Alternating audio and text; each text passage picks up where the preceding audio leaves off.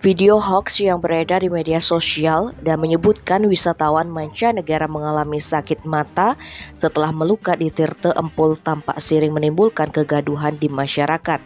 Pasalnya video tersebut dengan cepat menjadi viral. Sejumlah netizen berharap oknum konten kreator seorang perempuan berhijab itu segera diusut tuntas karena justru menyebarkan berita bohong. Di mana dalam video tersebut perempuan itu menyebutkan jika ada turis New Zealand liburan ke Bali dan setelah melakukan melukat di Tirte Empul matanya perih dan nyaris buta. Ia juga mengatakan bahwa air pengelukatan Tirte Empul terkontaminasi bakteri E. coli oleh karena lingkungan sekitar tercemar sampah.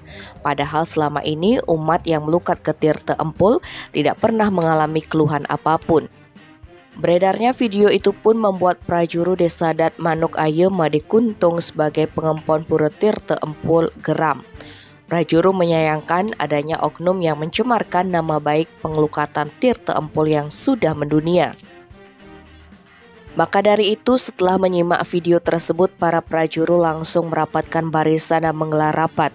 Hasilnya, prajuru masih akan melakukan koordinasi dengan Dinas Pariwisata, Dinas Kebudayaan, Kepolisian, PHDI, dan MDA Kabupaten Gianyar berkaitan dengan konten tersebut. Atas harapan prajuru tersebut, Kapolsek Tampak Siring AKP Niluh Suardini mengaku siap mengatensi kasus tersebut. Namun karena hal ini ranahnya kriminal khusus, maka pihak prajuru disarankan melapor ke Krimsus Polda Bali bagian cyber agar bisa ditindaklanjuti.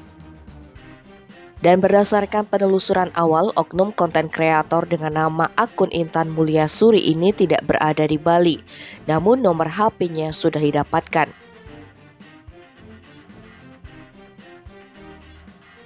Tim Bali Express melaporkan.